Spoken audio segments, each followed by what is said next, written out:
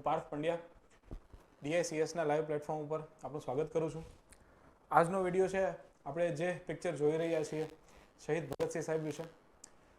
શહીદ ભગતસિંહ સાહેબનું નામ જ્યારે આપણી સામે આવે એટલે આપણે વસ્તુઓ મગજમાં આવે છે એ સ્પેશિયલી કઈ બાબતની, તો કે હથિયાર બાબતની આવશે, ક્રાંતિ બાબતની આવશે, હિંસા બાબતની આવશે. જ્યારે આપણે આ નામ લઈએ છીએ ત્યારે આવું જ બધું મનમાં આવે છે.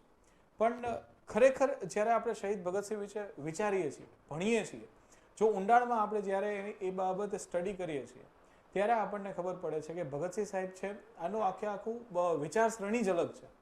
એટલે આજે આપણે આ વિડીયોમાં સ્પેશિયલી જોશું ઇન ડેપ્થ શહીદ ભગતસિંહ વિશે. જ્યારે આપણે આવા લોકોનું નામ લઈએ છીએ ત્યારે જ આપણને એટલી ખબર પડી જવી જોઈએ કે આ લોકોએ જે દેશ માટે કર્યું છે બીજા કોઈ વ્યક્તિઓ કરી જ નથી શક્યા. બહુ જ્યારે ફ્રેન્કલી વાત કરીએ કે જ્યારે 23 વર્ષના છોકરાઓ ફાંસી ઉપર ચડી જાય છે અને ખાલી ને ખાલી આઝાદી માટે આ લોકો ફાંસી ચડી જાય છે, પોતાનો જીવને બલિદાન આપી દે છે, ત્યારે આપણને ખબર પડે કે એ કેટલા મહાન વ્યક્તિઓ છે અને આપણે ક્યાં છીએ in comparison to them where we R.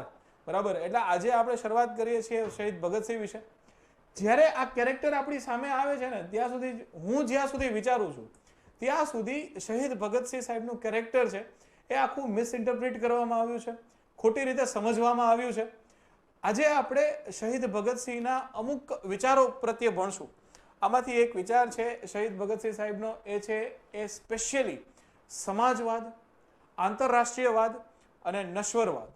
આ ત્રણેય વિશે ચર્ચા કરશું. હું હમણાં જ બોલ્યો કે શહીદ ભગતસિંહ છે એટલે આપણે મગજમાં એવું કંઈક આવે કે ભાઈ પિસ્ટલ છે, બોમ્બ છે, હથિયાર છે. હવે જ્યારે તમે શહીદ ભગતસિંહના વિચાર જોશો ને ત્યારે તમને ખબર પડી જશે. એટલે સૌથી પહેલો જ આપણે શહીદ ભગતસિંહ વિશેનો વિચાર જોઈએ છીએ કે હથિયાર, પિસ્ટલ, બોમ્બ, આનાથી ક્રાંતિ નથી આવતી. ક્રાંતિ આવે છે ક્યાંથી? તો કે વિચારોથી. એટલે વિચાર જ આપણે એવા હોવા જોઈએ. ઘણી વખત આપણે બોલીએ છીએ ઇન્કલાબ જિંદાબાદ, ઘણી વખત આપણે એવું બોલીએ છીએ સરફરોશી કી તમન્ના અબ હમારે દિલ में है, देखना है जोर कितना बाजू है कातिल में है. પણ ખરેખર જોઈએ ને છોકરાઓ ત્યારે આપણને એટલી ખબર પડે કે ઇન્કલાબ જિંદાબાદનો કોઈને તમે અર્થ પૂછો તો એને ખબર ન હોય. આપણે ખાલી બોલીએ છીએ ઇન્કલાબ જિંદાબાદ, ઇન્કલાબ જિંદાબાદ. પણ ઇન્કલાબ જિંદાબાદનો મતલબ ખરેખર એવો થાય છે કે ક્રાંતિ હંમેશા આબાદ રહે, ક્રાંતિ હંમેશા આબાદ રહે. ઇટ ઇઝ ઇન્કલાબ જિંદાબાદ. સરફરોશી કી તમન્ના અબ હમારે દિલ में है, देखना है जोर कितना बाजू है कातिल में. જ્યારે આપણે આવું વિચારીએ ને, આવું બોલીએ, આ ખબર જ નથી કે ખરેખર આ શું કહેવા માંગે છે. સરફરોશી એટલે માથું આપવાની ભાવના અમારા દિલમાં છે, માથું આપવાની ભાવના અમારા દિલમાં છે. હવે એ જોવાનું છે કે સામેવાળા જે કાંઈ પણ વ્યક્તિઓ છે એની બાજુ એટલે એની ભુજાઓમાં કેટલું જોર છે. એટલે અમે અમારું માથું આપી દેવા માટે તૈયાર છીએ, પણ સામેવાળા પાસે કેટલું જોર છે હવે એ જોવાનું છે. એટલે આ બે પંક્તિઓ મેં તમને કીધી અને આ શહીદ ભગતસિંહના વિચાર છે. આ વિડીયોની આપણે ખરેખર શરૂઆત કરીએ છીએ એ ભગતસિંહ સાહેબના વિચારોથી. એટલે સૌથી પહેલો સાહેબનો વિચાર એવો કંઈક છે સોશિયલિસ્ટ રિવોલ્યુશનરી. એટલે આપણે જ્યારે સમાજશાસ્ત્રની વાત કરીએ એ સમાજવાદમાં સૌથી વધારે માનતા. સમાજવાદ મતલબ ખરેખર એવું જોઈએ તો સમાજવાદમાં એ કેનાથી પ્રેરાયેલા હતા? તો કે કાર્લ માર્ક્સ છે, લેનિન છે, આ બધાથી પ્રેરાયેલા હતા. શહીદ ભગતસિંહ સાહેબની પોતાની બુક લખેલી છે, શહીદ ભગતસિંહ સાહેબ પોતે બુકો વાંચેલી છે. જ્યારે એની ધરપકડ થઈ એની પહેલા એને 250 ઉપર બુકો વાંચેલી હતી. ધરપકડ થઈ પછી જેલમાં એને 300 ઉપર બુકો વાંચેલી હતી. એટલે ખાલી ને ખાલી એની બુક વાંચવાની પ્રતિક્રિયાથી નહીં, પણ ખરેખર ભગતસિંહ સાહેબ લેખનમાં એની પોતાની પાસે એટલી માસ્ટરી હતી. શહીદ ભગતસિંહ સાહેબની આખા લેખ છપાયેલા છે વીર અર્જુનમાં, બરાબર, કીર્તિમાં, પ્રતાપમાં. આ બધી જેટલી બી મેગઝીન આવતી એ સમયની મેગઝીન છે એમાં એના બધા લેખો છુપાયેલા છે, એના લેખો લખાયેલા છે, પબ્લિશ થયેલા છે. એ આપણને ખબર જ નથી એવું છે. શહીદ ભગતસિંહ સાહેબને એના જમાનામાં જો આઈ સ્પીક ભગતસિંહ સાહેબ, રીઝન એ છે કે આ બધા વ્યક્તિઓ આપણાથી તો બહુ ઉપર છે. આપણે હંમેશા એને રિસ્પેક્ટ આપવી જ જોઈએ. બરાબર. એમને તો આપણે કે શહીદ ભગતસિંહ, ખરેખર એનું આખું ઉપનામ છે શહીદ આઝમ ભગતસિંહ. બોલવું તો ખરેખર એવું જોઈએ. બરાબર. એટલે રિસ્પેક્ટ આ લોકોને આપવાની જ, કારણ કે એને આપણે રિસ્પેક્ટ આપવી ત્યારે જ આપણને ખબર પડશે કે કેવા કેવા વ્યક્તિઓ હતા અને આપણે એ લોકોની સરખામણીમાં શું કરીએ છીએ. બરાબર. You ask question to the society, you ask question to your self that in comparison to them what are we doing, what have we done up to yet. બરાબર. એટલે ખરેખર એના જમાનામાં એને કહેવાતા ફિયર્સ ઇન્ટેલેક્ચ્યુઅલ. ફિયર્સ ઇન્ટેલેક્ચ્યુઅલ આનો મતલબ કેવો થાય તો કે એ ઉગ્ર બુદ્ધિજીવી છે. ઉગ્ર બુદ્ધિજીવી મતલબ આ મેં તમને હમણાં જ વાત કરી કે એને 500 550 બુકો વાંચેલી છે, બરાબર, એટલા માટે એને ઉગ્ર બુદ્ધિજીવી કહેવાના. એટલે આના ઉપરથી જ આપણને ખબર પડે કે એ ખાલી ને ખાલી હથિયારથી કનેક્ટેડ નહોતા, પણ એ સમાજવાદથી કનેક્ટેડ હતા. સમાજવાદમાં જો આપણે ચર્ચા કરવા જઈએ તો સમાજવાદમાં કેવું છે તો એ જેટલા બી નિમ્ન વર્ગ છે, ખેડૂત વર્ગ છે, મજૂર વર્ગ છે, એની માટે એનું હૃદય છે એ બહુ રોતું, એને દુઃખ થતું કે ભાઈ નિમ્ન વર્ગના વ્યક્તિઓ જેટલા પણ છે એની માટે મારું હૃદય રોવે છે, એની માટે હું શું કરી શકું કે ખુશ રહી શકે. તમે ખરેખર જોવા જાઓ ને છોકરાઓ તો ખેડૂત છે કે નિમ્ન વર્ગના જે કાંઈ પણ વ્યક્તિઓ હોય ને એની માટે સરકારમાં કોણ બેઠું છે, ઊંચી પદવી ઉપર કોણ બેઠું છે ને એનાથી મતલબ નથી, એનું શોષણ થાય છે તો એ ખરાબ જ છે. એટલે ભગતસિંહ સાહેબ એના સખત વિરોધી હતા. જો એ ભારતીય હોય, જો એ બ્રિટિશર હોય, આની એ વિરોધમાં જ હતા, બરાબર. ભારતમાં ઠાકુરદાસ છે, પછી બ્રિટિશમાં આપણે રીડિંગની વાત કરીએ, બરાબર, આ કોઈ પણ હશે, જો એ કોઈ પણ નિમ્ન વ્યક્તિઓનું શોષણ કરે છે તો એ ખરાબ જ છે, બરાબર. એ સમાજવાદી વાત છે. 1923માં એનું એક પ્રાઇઝ વિનિંગ એસે હતો. આ પ્રાઇઝ વિનિંગ એસેમાં એને ગુરુ નાનક સાહેબને ક્વોટ કર્યું હતું. ગુરુ નાનક સાહેબને ક્વોટ કર્યું હતું સ્પેશિયલી, સુરાસો પહચાનિए जो लड़े दिन के हित, सुरासो पहचानिए जो लड़े दिन के हित, पुरजा पुरजा कट मरे कभू ना चढ़े खेत. આનો મતલબ કેવો છે કે વીરની ગણના કેમાં કરવામાં આવે છે? વીરની ગણના એવી રીતે કરવામાં આવે છે કે જે દીન માટે લડે, જે નિમ્ન લોકો માટે લડે છે, બરાબર, જે ગરીબ લોકો માટે લડે છે, એ ક્યાં સુધી લડે છે તો કે પુરજા પુરજા કટ મરે, કે જ્યાં સુધી એના શરીરના બધાય ભાગો છે એ છિન્ન ભિન્ન થઈ જાય ત્યાં સુધી એ બેટલ ફિલ્ડ છોડતા નથી, બરાબર. એટલે આ પ્રાઇઝ વિનિંગ એસેમાં કોટ હતી, 1923માં છપાણું હતું, બરાબર. અને એ કોને તો કે ગુરુ નાનક સાહેબને કોટ કરીને આ વાત કરી હતી, બરાબર. આના ઉપરથી આપણને ખબર પડે કે એ કેટલા હદથી એ નિમ્ન લોકો સાથે કનેક્ટેડ હતા. પછી આપણે આગળ જોઈએ તો કે સી political revolution is the indispensable precondition but the ultimate objective is the socialist revolution. એટલે એ શું કહેવા માંગે છે તો એ સમાજવાદમાં ક્રાંતિ લઈ આવવાની વાત કરે છે, સમાજમાં ક્રાંતિ લઈ આવવાની. આ બધી વસ્તુ તો ઇટ્સ ઓકે, પણ એ ખરેખર કેની માટે જાણીતા છે તો કે સોશિયલિસ્ટ રિવોલ્યુશન, બરાબર. બહુ મહત્વનું છે આ વસુધૈવ કુટુંબકમ. વસુધૈવ કુટુંબકમ ઉપરથી યાદ આવે છે કે ભગતસિંહ સાહેબ છે આ સૌથી વધારે બિલીવ કરતા કેમાં તો કે વસુધૈવ કુટુંબકમ. વસુધૈવ કુટુંબકમનો મતલબ શું થાય છે તો કે આખી દુનિયા એક કુટુંબ છે, આખું વિશ્વ એક કુટુંબ છે. જો આપણે પોતે જ ભેગા થઈને રહીએ તો આ ભગતસિંહ સાહેબ જે તે સમયની વાત છે કે ભારત અને પાકિસ્તાન વચ્ચે તો ખરેખર કાંઈ દુશ્મની નથી, પણ તમે જ્યારે જોવા જાશો ને એ સમયે ફ્રાન્સ અને જર્મની વચ્ચે એટલી દુશ્મની હતી, અમેરિકા અને જાપાન વચ્ચે એટલી દુશ્મની હતી. એ સમયે ભગતસિંહ સાહેબને એવા વિચારો હતા વસુધૈવ કુટુંબકમના કે એ દિવસ કેવો સારો હશે કે જ્યારે આપણે બધા ભેગા થઈને રહેશું, જ્યારે ફ્રાન્સ અને જર્મની એક સાથે ટ્રેડ કરશે, જ્યારે અમેરિકા અને જાપાન એક સાથે ટ્રેડ કરશે, જ્યારે ઇન્ડિયા અને પાકિસ્તાન છે, અત્યારની વાત નહીં પણ ઇન્ડિયા અને યુકે છે, આ એકબીજાની ઉપર કોઈ રાજ નહીં કરે પણ એક સાથે કોઈ પણ વેપાર કરશે. એ સમય કેટલો સારો હશે. આ વસુધૈવ કુટુંબકમ ઉપરથી ભગતસિંહ સાહેબ છે આની આખી વિચારસરણી હતી. જો યહ કિતના મહાન આદર્શ છે, હર કિસી કો અપના હો જાને દો. એનો મતલબ એ છે કે એ કાસ્ટિઝમમાં માનતા જ નથી. યહ કિતના મહાન આદર્શ છે કે હર કિસી કો અપના હો જાને દો, कोई भी अजनबी ना हो, कोई अजैणु છે જ નહીં. वह कैसा सुंदर समय होगा जब दुनिया से परायेपन का भाव हमेशा के लिए मिट जाएगा, वह दिन जब यह आदर्श સ્થાપિત होगा. આ હમણાં જ હું બોલ્યો એ કહેવા માંગે છે કે આખી દુનિયા છે, આખું વિશ્વ છે એક સાથે હળીમળીને રહેશે, જ્યાં કોઈ જાતનો ધાર્મિક વાદ વિવાદ નહીં હોય, જ્યાં કોઈ પણ સામાજિક વાદ વિવાદ નહીં હોય. એટલે કેવો સારો સમય હશે, બરાબર. એ સમયે ભગતસિંહની કલ્પના હતી. જસ્ટ થિંક વન્સ, 1928માં ભગતસિંહ સાહેબ જ્યારે જેલમાં હતા ને ત્યારે એને પૂછવામાં આવ્યું કે તમને શું લાગે છે કે આઝાદી ક્યારે મળે. એ સમયે ભગતસિંહે બહુ ક્લિયર વાત કરી હતી કે આઝાદી તો ગમે એમ મળશે જ, આ 15-17 વર્ષમાં આઝાદી મળશે. તમે એ વિચારો 1928માં એ સાહેબ એ પ્રેડિક્ટ કરી લે છે કે 15-17 વર્ષમાં તો આઝાદી મળી જ જશે. આઝાદી મળે કે પાર નથી, પણ ખરેખર આપણા ભારતમાંથી બ્રિટિશર વહી જશે, ભારતમાંથી ઇંગ્લિશ મેન વહી જશે, પણ શું બ્રિટિશ આવી જશે? એનો મતલબ એવો છે કે શું બ્રિટિશરોના રીતિ રિવાજ જશે? આ જ્યારે ક્વેશ્ચન આવ્યો હતો ને ત્યારે આપણને ખબર પડી કે આ જેલમાં એને આ વસ્તુ કીધી હતી કે બ્રિટિશર તો વયા જશે, પણ શું ઇંગ્લિશ મેનની જે કાંઈ પણ કલ્ચર છે એ ભારતમાંથી જ્યારે વહી જશે ને ત્યારે કેવું થશે તો કે ભારત ખરેખર આઝાદ કહેવાશે.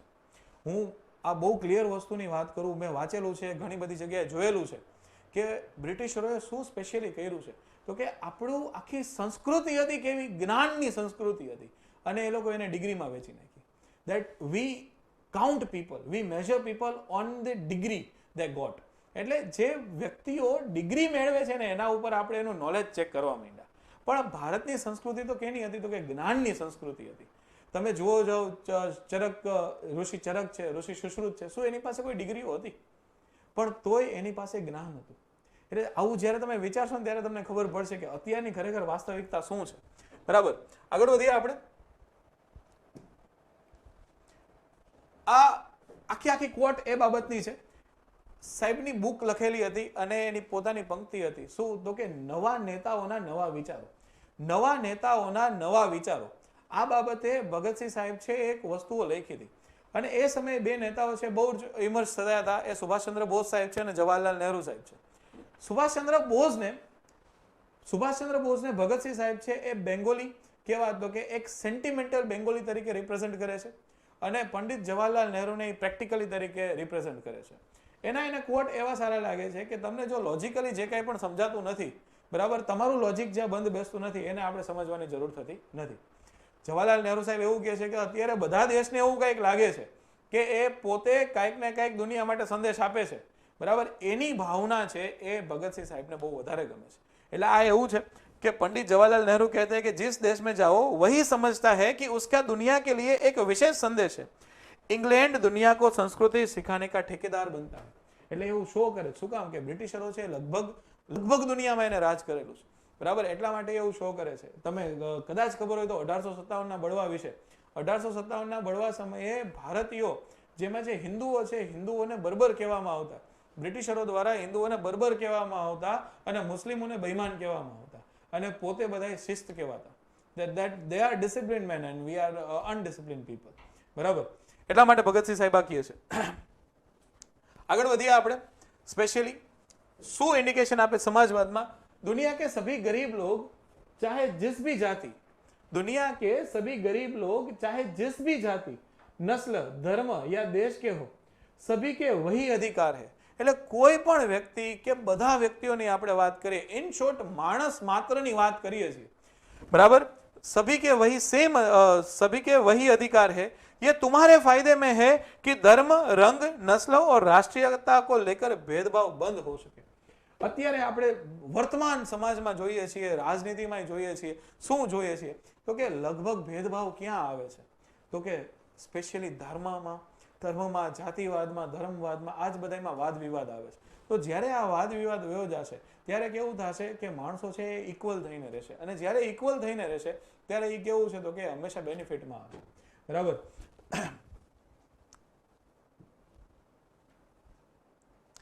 સેકન્ડ આપણે વાત કરીએ, હમણાં જ નશ્વરવાદની વાત કરી હતી, એ સેક્યુલર એથિઝમની વાત થાય છે.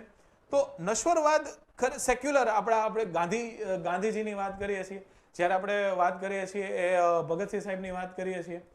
સેક્યુલરિઝમનો મતલબ શું છે કે કોઈ પણ સંઘ છે એ બધા ધર્મને પ્રમોટ કરશે, બધા ધર્મને પ્રમોટ કરશે, પણ કોઈ એક ધર્મનો પક્ષ નહીં ખેંચે, કોઈ એક ધર્મનો પક્ષ ખેંચશે નહીં, બરાબર. ભગતસિંહ સાહેબનું એથિઝમ શું કહેવા માંગે છે સ્પેશિયલી કે એને કોઈ પણ આઈ હેડ ઇવન સીન અ સ્લોગન, મેં એક સ્લોગન જોયું હતું કોઈ એક કારમાં, ભગતસિંહ સાહેબનો ફોટો હતો અને એમાં દર્શાવેલું હતું કે લગતા હે ફિર સે આના પડેગા, લગતા હે ફિર સે આના પડેગા. તમે એ તો વિચારો કે ભગતસિંહ સાહેબના વિચાર એ એથિઝમમાં માને છે. એનો મતલબ શું છે સ્પેશિયલી તો કે એ પુનર્જન્મમાં માનતા જ નથી, ભગવાનમાં નથી માનતા. તો અને આપણે આવું ડેપિક્ટ કરીએ છીએ કે લગતા હે ફિર સે આના પડેગા. ભગતસિંહના વિચારો લેવાના છે. ભગતસિંહ પાછા આવે એવું કોઈ શક્યતા નથી. એના વિચારો હશે, જેના વિચારો ભગતસિંહ જેવા હશે એ પોતે જ ભગતસિંહ હશે. અને આપણે શું ડેપિક્ટ કર્યું છે અત્યારે, એટલે તમે એ વિચારો કે આ કેવું કેરેક્ટર છે અને એને કેવું કેરેક્ટર બનાવવામાં આવ્યું છે. ઇંગ્લિશમાં મારી પાસે એક શબ્દ છે કે ભગતસિંહ સાહેબને એક હેપી રિબેલિયન તરીકે એને ઓળખાવવામાં આવ્યા છે. પણ જ્યારે છે એ કહેવાતો કે ઇન્ટેલેક્ચ્યુઅલ રિવોલ્યુશનરી, ઇન્ટેલેક્ચ્યુઅલ રિવોલ્યુશનરી છે અને એને ડેપિક કરવામાં આવ્યા છે સ્પેશિયલી હેપી રિબેલિયન તરીકે, જ્યારે ખોટી વાત છે. એક બુકમાં મેં વાંચેલું હતું કે ભગતસિંહ સાહેબને રિવોલ્યુશનરી ટેરરિસ્ટ કહેવામાં આવ્યા. Terrorist, just think once. ઘણી બુકોમાં એવું લખેલું છે કે આતંકવાદી પ્રક્રિયા સાથે જોડાયેલા હતા, પણ એ ખરેખર આતંકવાદી પ્રક્રિયા નથી, એ ક્રાંતિકારી પ્રક્રિયાઓ હતી. બરાબર. બહુ સરસ આ થોટ છે. हम भारतीय, हम क्या कर रहे हैं? पीपल की यह टहनी कट जाती है और हिंदुओं की धार्मिक भावना आहत होती है. એનો મતલબ કેવું છે કે પીપળાની કોઈ પણ ઝાડ છે, કોઈ પણ ડાળ છે એ તૂટી જાય તો હિન્દુઓ છે, એટલે હિન્દુઓમાં કેવું છે કે પવિત્ર વૃક્ષ પીપળો માનવામાં આવે છે. આપણે સિંધુ ખીણ સંસ્કૃતિની ભણતા આવ્યા છીએ કે પવિત્ર વૃક્ષ પીપળો છે.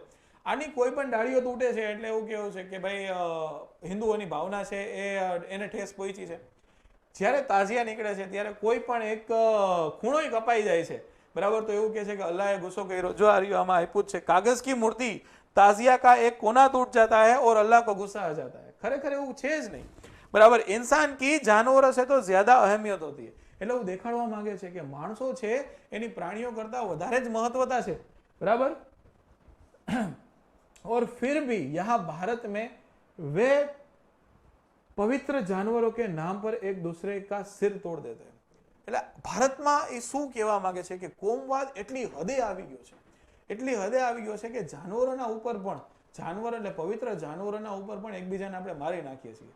જાનવરોના ઉપર માણસોને મારી નાખીએ છીએ. એ આગળ દેખાડે છે કે માણસોની જે કાંઈ પણ મહત્વતા છે એ એટલીસ્ટ જાનવરોથી વધારે છે. આ તમે વિચારશો ને ત્યારે તમને ખબર પડશે કે કેવા કેવા ભગતસિંહ સાહેબના વિચારો હતા. लोगों को आपस में लड़ने से रोकना है तो उन्हें अमीर गरीब का एहसास दिलाना होगा. गरीब मजदूर और किसानों को यह समझना होगा कि उनके असली दुश्मन पूंजीवादी है. આ હમણાં જ આપણે વાત કરી, શું ઇન્ડિકેશન આપે છે કે જે નિમ્ન વર્ગના જેટલા બી વ્યક્તિઓ છે એને ટોપ ઉપર કોણ બેઠું છે ને એનાથી કાંઈ ફેર નહીં પડે. એનું એક્સપ્લોઇટેશન થાય છે કે નહીં, દેટ ઇઝ ઇમ્પોર્ટન્ટ. જો એને એક્સપ્લોઇટેશન થાય છે તો એ વ્યક્તિ ખરાબ છે, જો એનું શોષણ થતું નથી તો એ વ્યક્તિ સારું છે, બરાબર.